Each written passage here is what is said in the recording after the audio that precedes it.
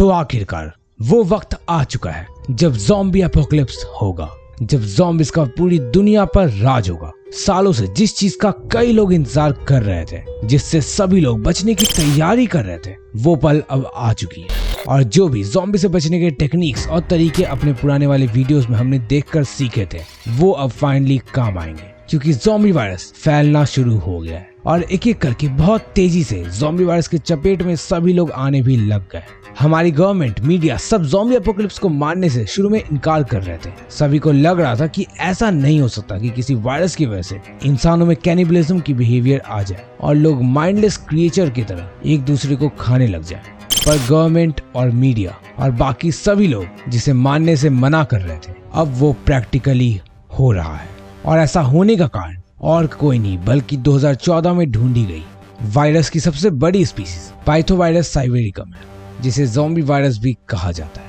क्यों चौंक गए? हाँ, आज है 23 अक्टूबर और परसों यानी कि 21 अक्टूबर को दिवाली थी। चौंको मत, मुझे पता है आप लोग इसे मोस्ट प्रोबेबली नवंबर 2021 को देख रहे होंगे और 2021 में तो दिवाली 4 नवंबर को है। पर वीडियो देखते जाओ, मैं हर चीज का जवाब आपको आगे देता हूँ। तो परसों दिवाली थी, तो जितने भी लोग ज़ॉम्बीज़ पर बिलीव नहीं करते थे, उनका इस दिवाली पर दिवाला निकल गया था। मतलब कि वो माइंडलेस फ्लैश ईटिंग क्रिएचर में ट्रांसफॉर्म हो गए थे। दिवाली हमें खुशियों के साथ हमेशा मनानी चाहिए, पर उस डरावनी रात को सब परेशान थे।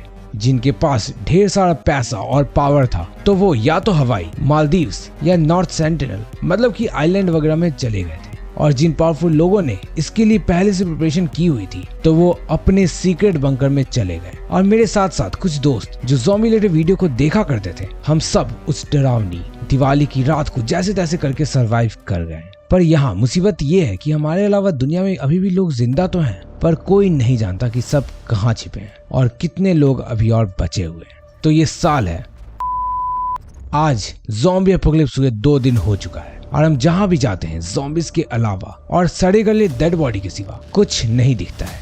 कई पुलिस, डॉक्टर्स और फ्रंटलाइन वर्कर्स पर इसका बहुत बुरा इफेक्ट रहा, जिस वजह से कई जगह अब कोई पुलिस और गवर्नमेंट का शासन नहीं है और लोगों का घर से निकलना भी मुश्किल है। पर ये चीजें हमेशा से ऐसी नहीं थी।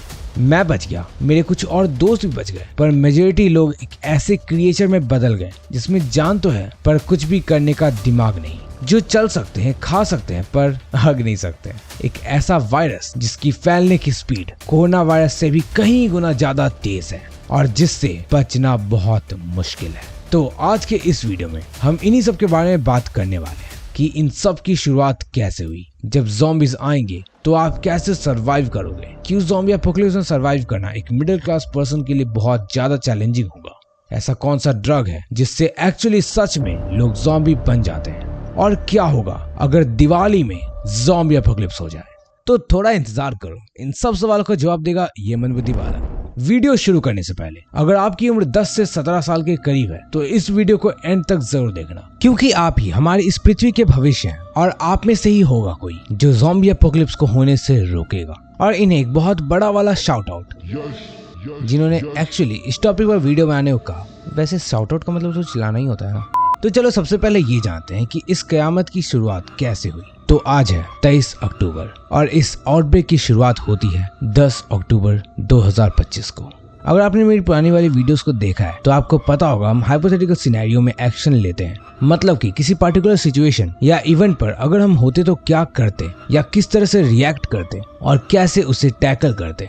तो ये वीडियो भी कुछ वैसा ही है। तो सबसे पहले ये वायरस रशिया से फैलना शुरू हुआ था, जहाँ इसके प्रभाव से पहले हिरन और कुछ बाकी जीव मरने लगे थे। ये एक तरह की आगे आने वाली कहर की चेतावनी थी, पर किसी ने भी इस पर ज्यादा ध्यान नहीं दिया, क्योंकि जिस वायरस ने आज लोगों को परेशान किया है उसे 2014 में ही खोज लिया गया था। गूगल जैसी हर जेन्युइन वेबसाइट पर इसे ज़ॉम्बी वायरस बताया गया था। पर चूंकि 10 अक्टूबर तक किसी ने भी ज़ॉम्बीज़ पर भरोसा नहीं किया था, तो किसी ने भी इसे सीरियसली नहीं लिया और ना ही इसके लिए कोई स्ट्रिक्ट एक्शन लिया गया। ये ज़ॉम्बी वायरस रेज वायरस की तरह क्विकली अपना असर नहीं दिखाता है, बल्कि ये मेज रनर के फ्लेयर वायरस और फ्रैकिंग वायरस की तरह धीरे धीरे लोगों को जकड़ रहा है। इसके ज़ॉम्बीज़ तो रनर्स थे, पर इस वायरस से इन्फेक्ट होने के बाद ट्रांसफॉर्म होने में वक्त लगता था। और जब गवर्नमेंट या मीडिया एक्चुअली में इसके बारे में डिस्कस करना शुरू किया, तब तक बहुत देर हो चुकी थी।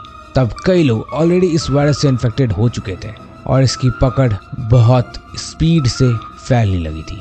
पहले दिन 100 लोग इन्फेक्ट हुए, फिर 1000 और आगे चलकर 10 दिन के अंदर ये आंकड़ा कई लाखों तक में फैल चुका था। जहाँ भी ज्यादा पॉपुलेशन थी जैसे चाइना या इंडिया, वहाँ पैनिक और कियोटिक माहौल हो गया, जिससे कई लोग भगदड़ में मारे गए। वहीं ज़ॉम्बीज का फैलना यहाँ और भी तेज हो गया। 10 अक्टूबर को शुरू हुई ये घटना 20 अक्टूबर तक एक बहुत बड़ी महामारी में बदल चुकी थी और इससे एक बहुत बड़ी तादाद प्रभावित थी। और साथ में क्योंकि दिवाली का वक्त था तो ऐसे ही खरीदारी करने में भीड़ तो लगी रहती है, तो उस दिन भी रोड पर कई लोगों की भीड़ थी।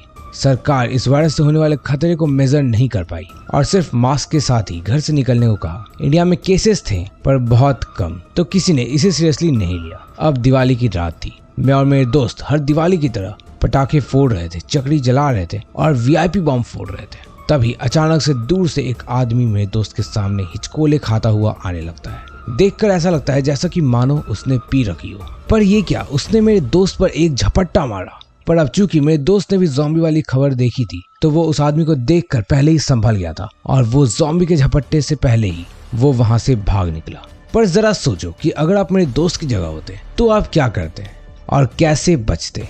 तो देखो, जितना जल्दी हो सके बिना कुछ सोचे हुए दौड़ो। दौड़ना आपकी सबसे बड़ी स्ट्रेंथ साबित हो सकती है। अब शायद आप ऐसा बोलो कि हम चटाई बॉम्ब से उसे उड़ा देंगे या फिर हाइड्रो बॉम्ब से उसका ध्यान किसी और तरफ कर देंगे, मतलब कि उसे डिस्ट्रैक्ट कर देंगे।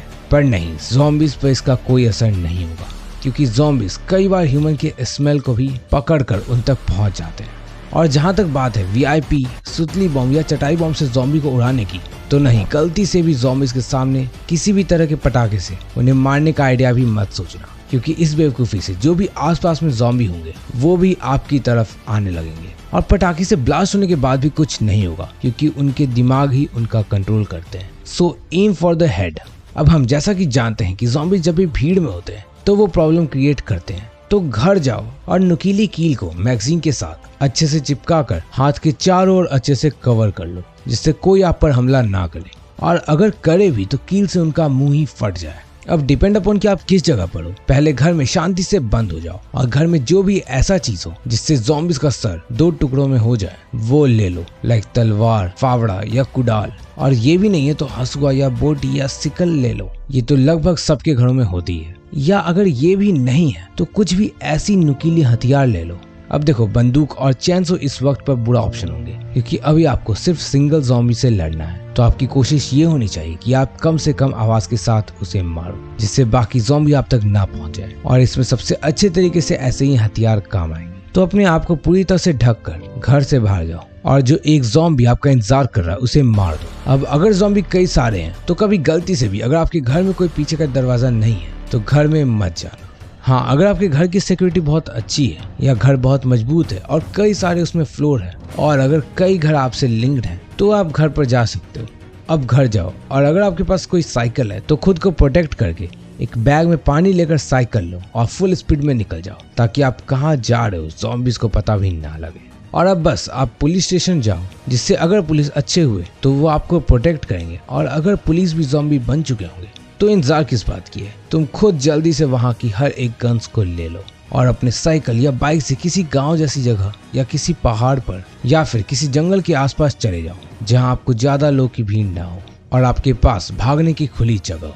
वैसे अब 23 अक्टूबर है और जहां तक मेरी बात है तो मैं भी अपने बैग को पैक करके अपने दोस्तों और क्लोज फैमिली के साथ घर से दूर अपने फार्म हाउस की ओर निकल गया हूँ, क्योंकि जहाँ मैं रहता हूँ वहाँ डेंसिटी बहुत ज्यादा है, तो वहाँ रहना सेफ नहीं होगा। और अब फिलहाल तो मेरा यही मकसद है कि अगली दिवाली तक हम एक zombie apocalypse survival team create करें, जिसमें हम सभी भरोसेमंद लोगों को ढूंढें और लंबे वक्त तक सर्वाइव करें और साथ में इस कोलैप्स वाली दुनिया को रिबिल्ड करें। वैसे इससे पहले कि हम उस खतरनाक ज़ॉम्बी ड्रग के बारे में जाने, अगर आपको भी इस टीम का हिस्सा बनना है और ज़ॉम्बी एपोकलिप्स में सर्वाइव करना है तो रेड कलर का सब्सक्राइब बटन हो, उसे जल्दी से दबा दो और इंस्टाग्राम का लिंक भी मैं डिस्क्रिप्शन में डाल दूंगा। तो आ जाओ, लेट्स मेक अ टीम।